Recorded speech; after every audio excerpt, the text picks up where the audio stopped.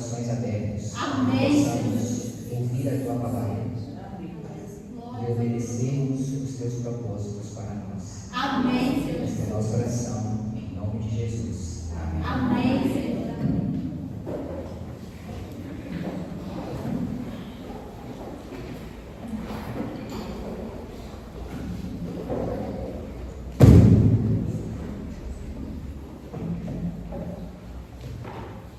Bom dia.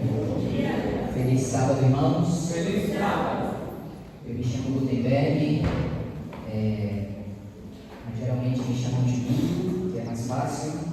Estudo teologia no MASP e agradeço ao Cadu e à igreja a oportunidade de estar com os irmãos nessa manhã para estudarmos e compartilharmos um tema que tenho estudado nos últimos tempos, que tem me ensinado muitas coisas, e eu gostaria de compartilhar com os irmãos essas lições que temos aprendido.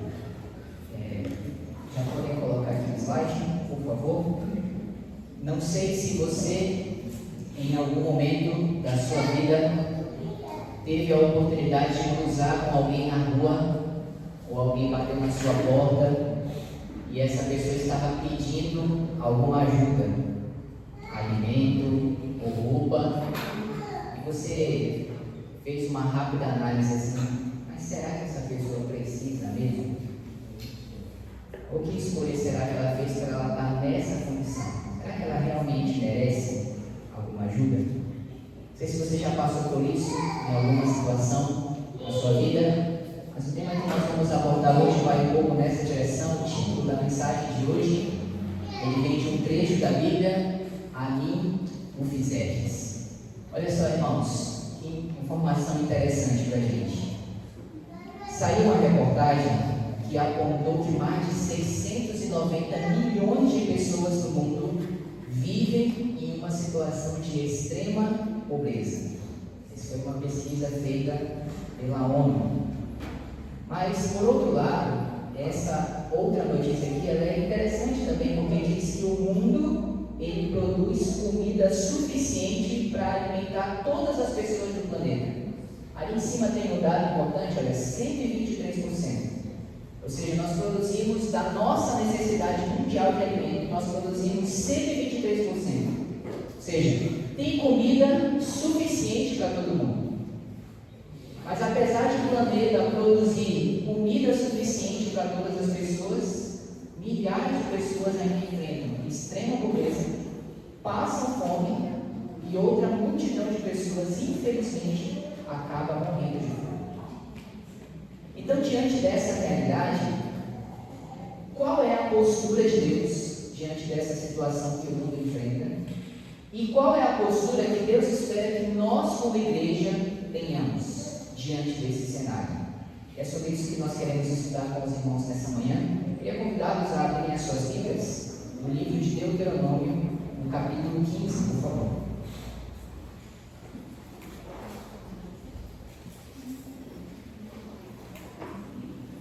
Deuteronômio, capítulo 15.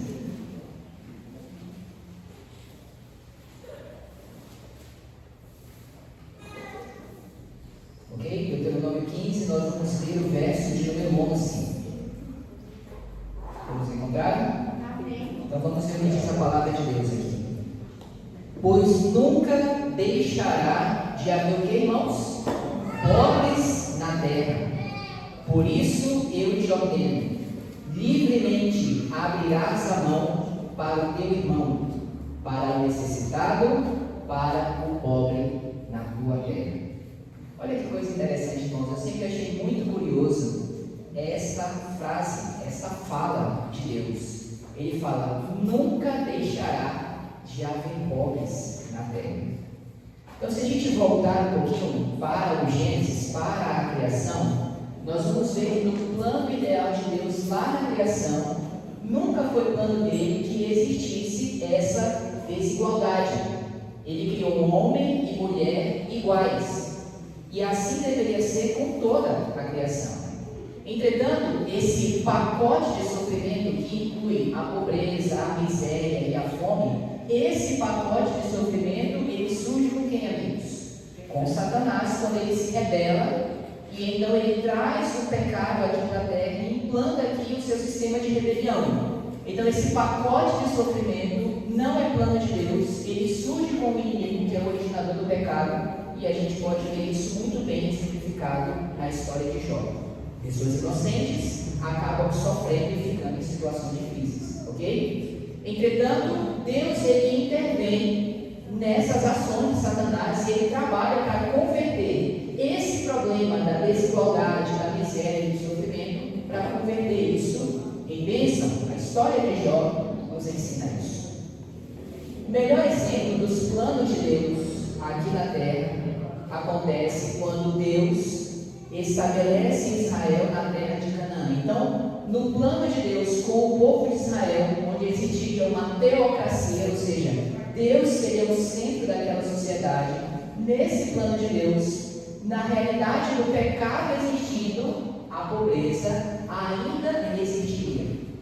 Preste atenção nisso. Quando Deus estabelece Israel em Canaã, não é plano dele acabar com a pobreza dentro da realidade do pecado. De acordo com Deuteronômio 15, Deus entendeu e desejou que ela continuasse. Entretanto, ninguém deveria passar fome ou necessidade, porque, irmãos, a terra produz alimento suficiente para todo mundo. Então, Deus desejou preservar a desigualdade, a pobreza, mas Ele tinha um plano para que não houvesse pessoas que sofressem com isso. Então, olha só, a finalidade de Deus, trabalhar o coração do ser humano através da pobreza, da dificuldade, que passou a ser vista como uma ferramenta na mão de Deus para transformar o coração do homem. Então, no livro Beneficência Social, na página 16, Ellen White comenta assim, ó: o Senhor fez ampla provisão para quantos, irmãos? Para todos. Deu a milhares de homens grandes suprimentos com que aliviar as necessidades de seus semelhantes.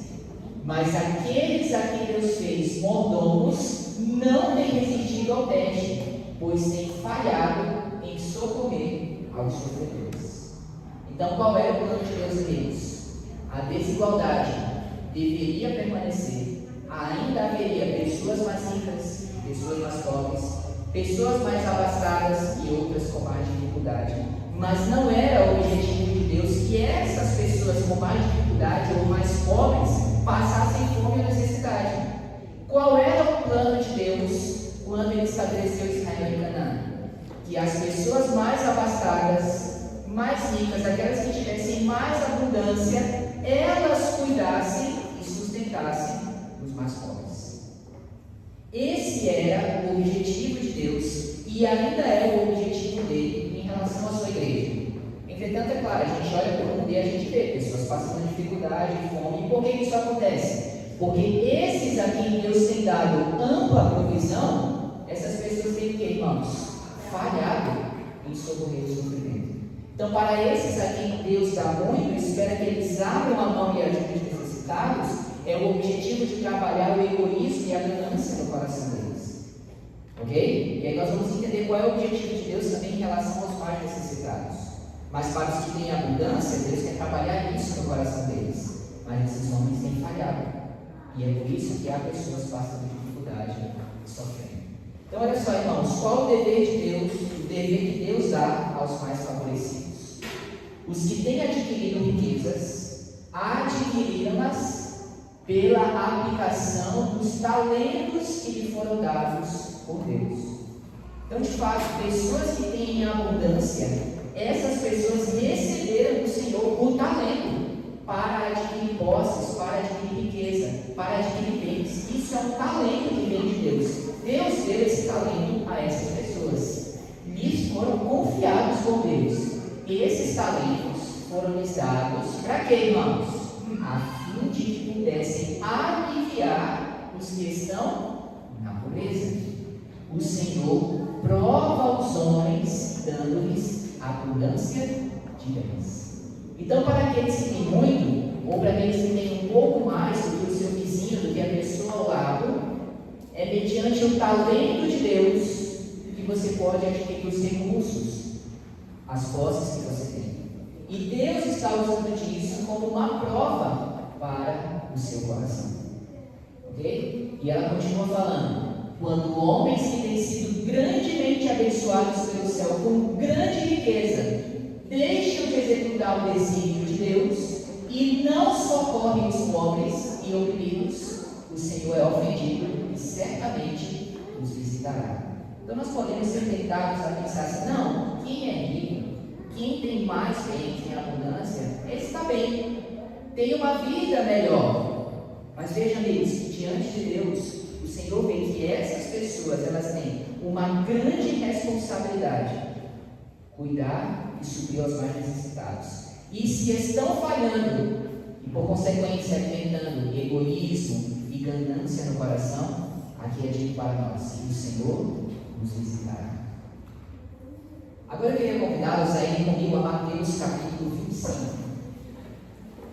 Mateus capítulo 25. E o verso é o verso 40. Mateus capítulo 25, verso 40. Mateus 25, verso 40, a palavra de Deus diz assim: o rei, respondendo, lhes dirá: em verdade vos afirmo que sempre que o fizerdes a um destes meus pequeninos irmãos, a mim o fizerdes. Eu lembro que há muito tempo atrás eu ouvi alguém na igreja pregando sobre esse texto, e ele falou que esse termo, meus pequeninos irmãos, se referia apenas às pessoas que eram da igreja e necessitavam de ajuda. Entretanto, não é essa a realidade que o texto está apresentando. Pois quando a gente olha para a própria vida de Jesus Cristo, ele não ajudou apenas pessoas que eram do seu grupo da igreja. Jesus cuidou, abençoou, curou, fez milagres para muitas pessoas que não pertenciam ao seu povo, ao seu grupo mais íntimo, que nem eram mesmo de Israel. Então isso mostra que Deus espera que nós, como seu povo, cuidemos de todos aqueles que são necessitados. Mais uma vez, o Beneficência Social, na página 24, diz o seguinte para nós, a respeito de Cristo: Jesus sabia que os que lhe pediam auxílio haviam trazido sobre si mesmos a doença, todavia não se recusava a curá-los. Então aquele pensamento que nós mencionamos no início, quando vem alguém necessitado pedindo nossa ajuda, e a gente reflete assim: mas por que será que essa pessoa está nessa situação? De fato, fizeram escolhas erradas que os colocaram numa situação difícil. Muitas vezes vivem piores do que animais, como escravos do pecado, mas não cabe a nós fazermos esse julgamento, porque Jesus não fazia isso. O que Jesus fazia? Ele ajudava aqueles que eram necessitados. Então não é nosso papel julgar o modo como a pessoa chegou a essa situação, para então decidir se nós vamos ajudar ou não. Existem pessoas necessitadas e Jesus espera que seu povo cuide dessas pessoas como ele o fez. No livro, ainda do Beneficência Social, na página 26, Ellen White comenta assim: olha, se quereis ser seus seguidores, necessitais cultivar compaixão e simpatia. Eu conheço uma pessoa que tem muita dificuldade de ajudar pessoas necessitadas. E se eu refletir também sobre a minha vida, eu posso certamente lembrar de diversas situações em que eu tive dificuldade de ajudar alguém, por às vezes julgar se ele era de fato ou não merecedor de receber uma ajuda. Mas aqui a orientação do Senhor para nós é que nós necessitamos cultivar a compaixão e a simpatia, ou seja, termos mais a mão aberta para ajudar aqueles que precisam. E aqui eu coloquei dois exemplos que podem servir muito bem para nós nos analisarmos. Então aqui eu coloquei a seguinte coisa: qual o sentimento, por exemplo, ao passarmos por uma adega e vemos uma pessoa completamente embriagada caindo no chão?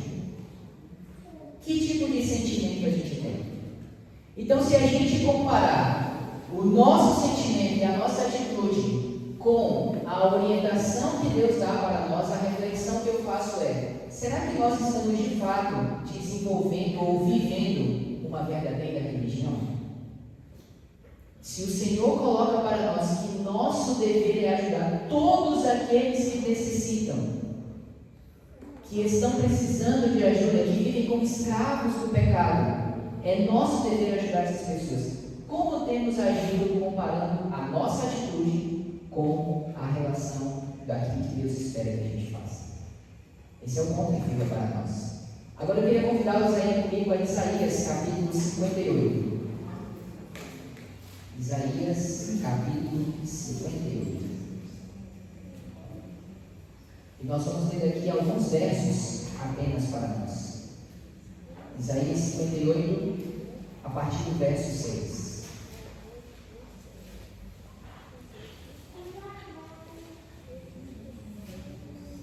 Isaías, capítulo 58, a partir do verso 6.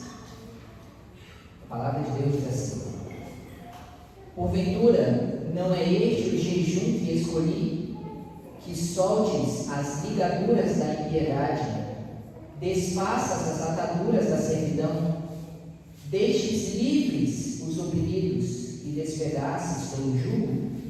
Porventura também não é que repartas o teu pão com o faminto, e recolhas em casa os pobres desabrigados? Se vires o nu, o cubras, e não te escondas do teu semelhante. Lá no verso 10 ele fala: se abrires a tua alma ao faminto e fartares a alma aflita, então a tua luz nascerá nas trevas e a tua escuridão será como o meio-dia. Verso 12: os teus filhos edificarão as antigas ruínas, levantarás o fundamento de muitas gerações e serás chamado reparador de brechas, restaurador de veredas, para que o país se torne. Queridos amigos, esse é um texto que Deus entregou através do seu profeta para o seu povo, o povo de Israel. E ele estava falando para o povo que era muito rígido em cumprir costumes religiosos. Tinham muito bem assentado no coração o hábito de vir à igreja, o hábito de guardar as festas, de fazer jejum. Mas Deus aqui está chamando a atenção deles para a verdadeira religião, que não coloca de lado a nossa vida aqui na igreja, mas evidencia que ela está muito além de só fazermos isso aqui. O Senhor está falando que verdadeira religião também tem que ver com cuidar dos necessitados que estão lá fora, com as pessoas que são escravas de Satanás. E ele fala: se você fizer isso, então romperá a tua luz no meio das trevas. De fato, encontraremos a comunhão com Cristo que tanto almejamos. E ele fala: se fizermos isso, então seremos reparadores de brechas. Então aqui está o ponto, irmãos. Quem são os reparadores de brechas? Resposta: o povo escolhido de Deus. No contexto original, aqui Isaías 58, o povo de Israel. E se aplicarmos para o nosso dia, nós cremos que somos esse povo escolhido, esses reparadores de brechas. Aí a pergunta é: então quais são as brechas que nós temos que reparar? As brechas são a rejeição aos mandamentos, às ordenanças, à vontade de Deus. Quais são esses mandamentos, irmãos? Está falando dos 10 mandamentos? Sim. Mas está falando só dos 10 mandamentos? Ou está falando de todos os mandamentos de Deus? De todos os mandamentos, queridos. Inclusive o mandamento de Deus para nós cuidarmos de quem? Dos necessitados.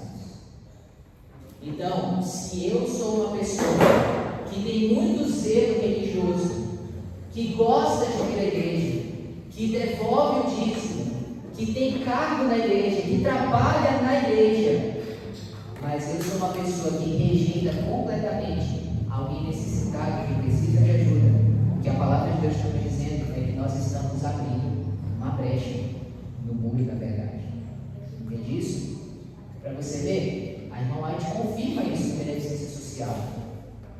deixar que o próximo sofredor fique sem ajuda é fazer o que, irmãos?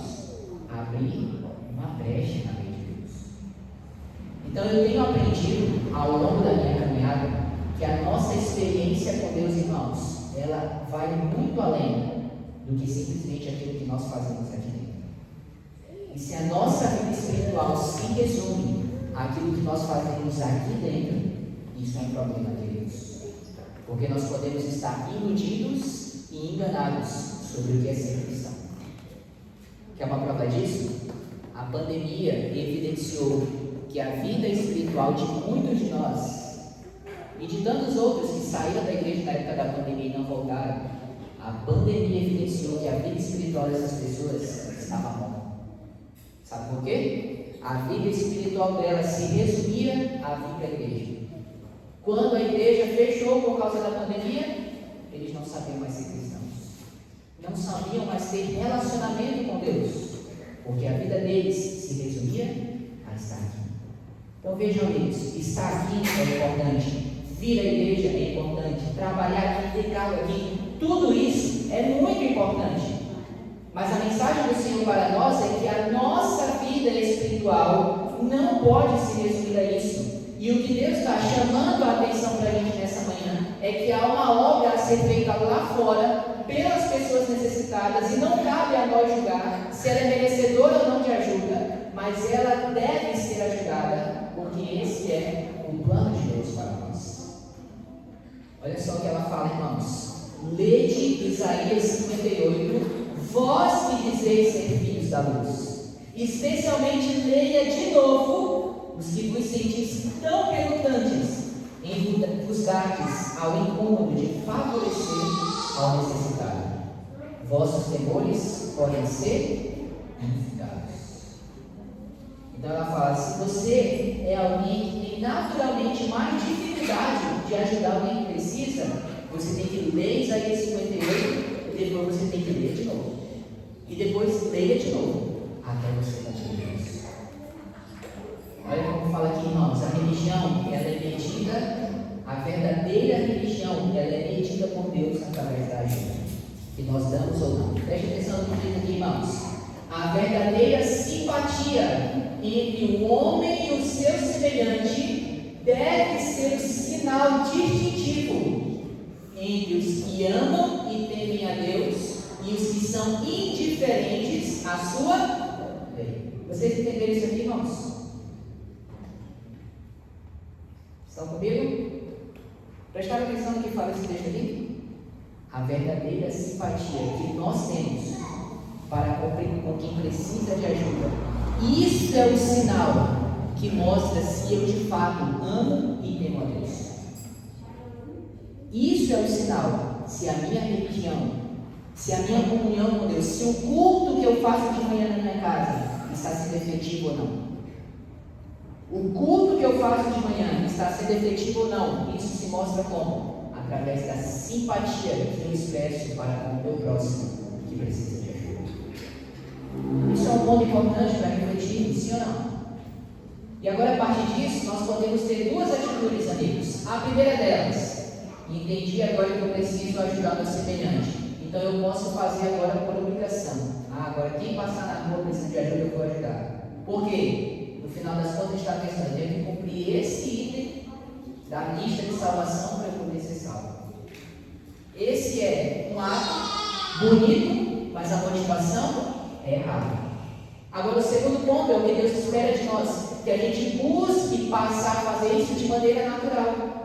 Pois agora eu passo a me importar com os interesses de Jesus e sinto compaixão pelo meu próximo, assim como Jesus sentiu. Queridos amigos, quando nós passamos por aí, e vemos alguém vivendo como um alcoólatra, um viciado em drogas, vemos essa pessoa jogada na rua, Jesus não vê só uma pessoa jogada na rua.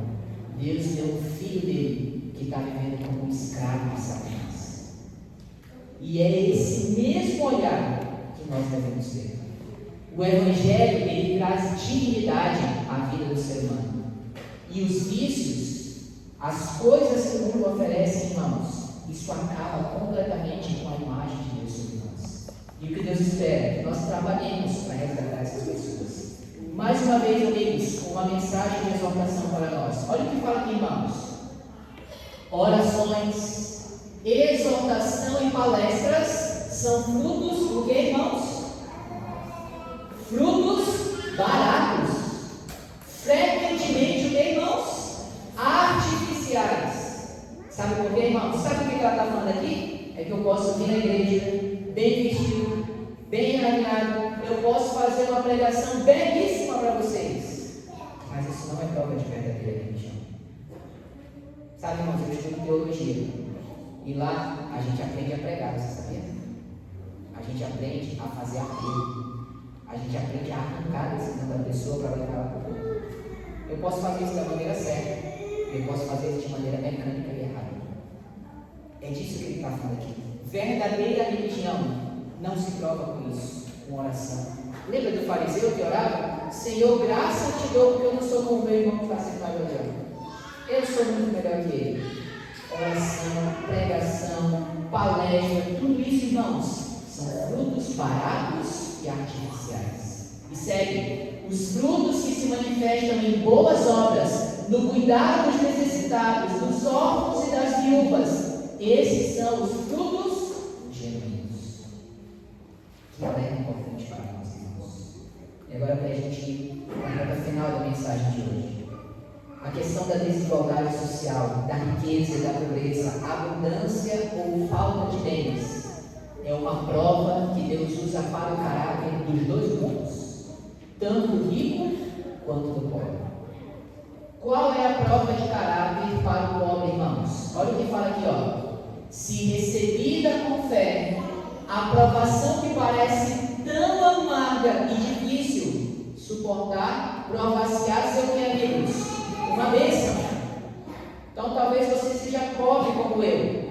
E em vez de a gente ficar birrendo e brigar com Deus está falando, isso pode ser uma bênção para a sua vida. E ele continua dizendo por quê, irmãos? O golpe cruel que desfaz as alegrias, que é a pobreza, torna-se-á o meio de fazer nos volver os olhos para onde? O céu. E agora lá remata. Quantos há que nunca teriam conhecido Jesus, se a tristeza os não houvesse levado a buscar dele conforto? Por que ela está falando isso, irmãos? Porque tem gente que acha que é amaldiçoada por Deus porque é pobre, quando na verdade isso pode ser uma bênção da parte do Senhor. Ela está falando, tem gente que é pobre, que se fosse rico, nunca teria voltado os olhos para olhar para o céu. Entende isso? Então isso aqui, ó, me faz me calar, dar um passinho atrás, e em vez de eu só ficar reclamando, falar assim, quem sabe isso seja uma bênção para a minha salvação. Entende isso? Agora para o rico, irmãos, qual é a prova do caráter? Então diz assim: o Senhor prova os homens, dando-lhes abundância de bens, tal como provou o rico da parábola. Se nos mostrarmos infiéis, quem nos confiará as verdadeiras riquezas? Então para o rico também é um teste. Se ele é infiel com as riquezas da terra, quem garante que ele será fiel com as riquezas do céu? Se é um ganancioso com o pouco dinheiro que tem aqui, quem garante que não será ganancioso com o ouro da rua da Nova Jerusalém? E vai tentar roubar aquilo para levar para casa dele. Não é verdade? Então é uma prova de caráter para eles também. Somente os que resistiram à prova na terra ouvirão dos lábios do mestre, servo bom e fiel. Sabe, irmãos, teve uma época na minha vida que eu quis ficar rico. Eu queria ficar rico, irmãos. Mas eu tenho um texto em 1 Coríntios que me fez entender que a minha motivação estava errada. Eu queria ter muito dinheiro para eu ter muitas coisas. E a palavra de Deus diz que essa é a motivação. Nós devemos aprender a ter uma vida simples com aquilo que é essencial para nós. E se tivermos muitos recursos, não é para a nossa vida ser mais abundante, mas é para que a gente possa ajudar mais pessoas. Essa é a motivação correta. Então não é errado você correr atrás, desde que a sua motivação esteja certa. E entenda, irmãos, a riqueza e o luxo sempre são uma tentação muito maior para aquele que os tem. Vide o exemplo de Sodoma e Gomorra. Ellen White vai dizer que era uma cidade muito próspera. Muito próspera. Tanto que eles precisavam trabalhar pouco para adquirir muita riqueza. Então eles tinham muito tempo na ociosidade. E é por causa disso que Sodoma se tornou o que se tornou. Resultado, o juízo do céu. Então olha só, irmãos. Muitas pessoas defendem com grande entusiasmo que todos os seres humanos deveriam ter a mesma participação nas bênçãos materiais recebidas de Deus. Muitas pessoas defendem isso. Contudo, essa nunca foi a intenção do Criador. As diferentes condições de vida são um dos meios usados por Deus para provar e desenvolver o caráter. Então nós precisamos entender muito bem. Primeiro, no mundo sem pecado, não era propósito de Deus que existisse a desigualdade. No mundo pós-pecado, em que Satanás traz isso para o planeta, Deus trabalha para converter isso em uma bênção e permite que a desigualdade continue para quê? Fazer com que os pobres busquem mais a Deus e para provar o coração daqueles que têm maior riqueza.